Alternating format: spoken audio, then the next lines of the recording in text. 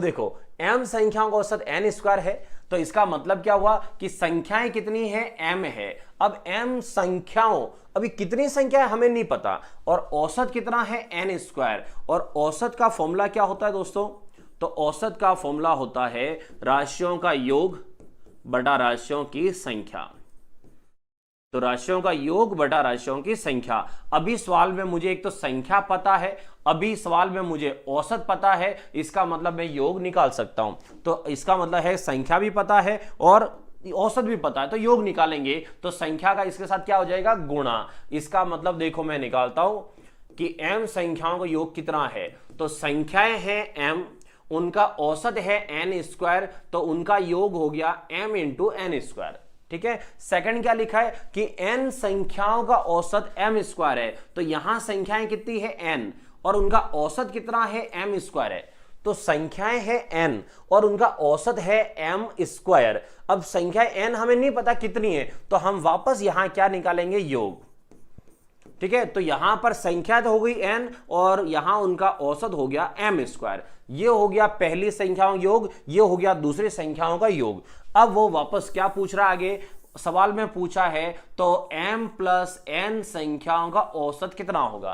तो m plus n संख्याओं का औसत पूछा है, तो निकालना वापस हमें क्या है, औसत। और औसत क्या होता है दोस्तों, औसत होता है राशियों का योग बटा राशियों की संख्या। तो m संख्याओं का योग कितना है, ये रहा। m संख्याओं का योग है m इंटू एन स्क्वायर। फिर है n संख्याओं का योग कितना है, तो n संख्याओं का योग है n m स्क्वायर। और अपॉन में क्या आएगा, तो राशियों का योग बटा राशियों की संख्या m प्लस n।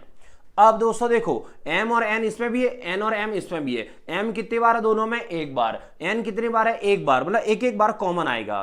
तो एक तो मैं m कॉमन ले लूं, एक में n कॉमन ले लूं, तो अंदर क्या बचेगा, m से m पूरा चला गया, n स्क्वायर से एक n चला गया, तो n अंदर बच गया। सेकंड, इस n से n चला गया, m स्क्वायर में से एक m बच गया, वो m अंदर बच गया। अपॉन में क्या है, m प्लस n।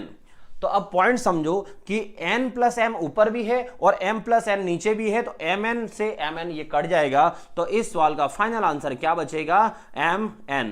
इसका मतलब इस सवाल का राइट आंसर क्या है, mn है। आया समझ में। और आगे बढ़ते हैं, अगला सवाल देखो।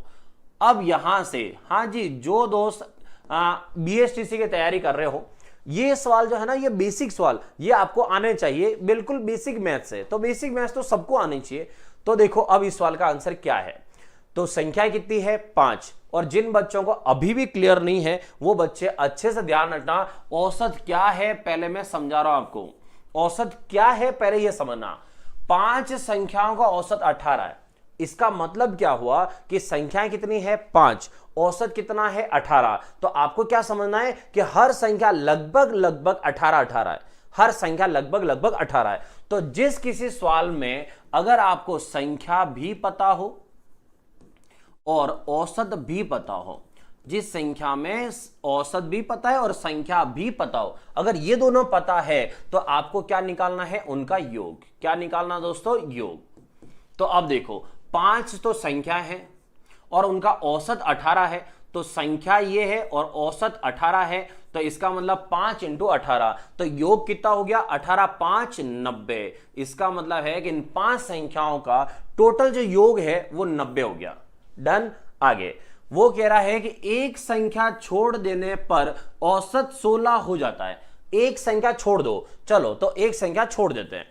अब योग ट्राई करते हैं। तो पहले संख्या 5 थी, एक संख्या आपने छोड़ दी, अब संख्या कितनी हो गई, 4। अच्छा औसत कितना है अभी, 16। तो देखो औसत पता है, संख्या पता है, तो हम हर बार क्या निकालेंगे, योग। तो इसका मतलब 4 संख्या है तो एवरेज 16 चल रहा है, तो इसका मतलब अभी योग कितना हो गया, 64 हो गया। तो यहां पर जब 5 संख्याएं थी तो योग 90 था, जब 4 संख्याएं हैं तो उनकी टोटलिंग 64 ही हो रही है। इसका मतलब आपने एक संख्या जो छोड़ दी है वो कौन सी छोड़ी है, तो इसमें से घटा के देख लो कि भाई टोटल कितना कम पड़ रहा है। तो 90 में से 64 कम करो तो यहां कितना आएगा, 26। इसका मतलब है कि यहां 26 की कमी हो गई है, मतलब आपने जो संख्या छोड़ी है वो संख्या कौन सी है, 26 है। डन। अगले सवाल में क्या लिखा है, 50 संख्याएं हैं और 50 संख्याओं का औसत 36 ज्ञात किया गया। तो संख्याएं दे रखी है, औसत दे रखा है, तो हम क्या करेंगे यहां पर हमेशा जब भी संख्या और औसत है तो योग निकाल दो कि 50 तो संख्याएं हैं और हर एक संख्या का औसत 36 है, तो इसका मतलब है टोटल हो गया 1800। ठीक है, टोटल कितना हो गया 1800। तो 50 संख्याओं का औसत 36 है तो टोटल 1800। अब आगे क्या बोल रहा है, बाद में पता चला कि एक संख्या 48 के स्थान पर 23 ले ली गई। इसका मतलब बाद में पता चला कि वो 48 थी लेकिन लिख कितना दिया, 23 लिख लिया। तो इसका मतलब है कि जो संख्या 48 थी और अगर आपने उसको 23 पढ़ लिया है तो इसका मतलब कितना कम पढ़ लिया ये पता करो। तो इसका मतलब आपने कितना कम पढ़ लिया, 25। तो 25 आपने कम चढ़ाया है, मतलब ये समझो डेटा एंट्री कर रहे हो तो आपने 50 संख्याओं का डेटा चढ़ाया, एवरेज 36 निकला, मतलब आपने 1800 टोटल करी, लेकिन एक संख्या 48 की जगह आपने 23 पढ़ ली, इसका मतलब आपने 25 कम चढ़ाया। तो इसका मतलब आप 25 वापस चढ़ाओ, तो 25 रुपए वापस जोड़ दो। तो पहले योग आ रहा था 1800, 25 और जोड़ दोगे तो अब योग कितना हो जाएगा, 1825। ठीक है, इस सवाल को मैं दो तरीके से समझाऊंगा, पहले समझना। अब ये कह रहा बताओ शुद्ध औसत क्या है, मतलब अब रियल में एवरेज है क्या, तो मैं वापस निकालता हूं कि औसत क्या है। तो औसत क्या होता है दोस्तों, औसत होता है राशियों का योग बटा राशियों की संख्या।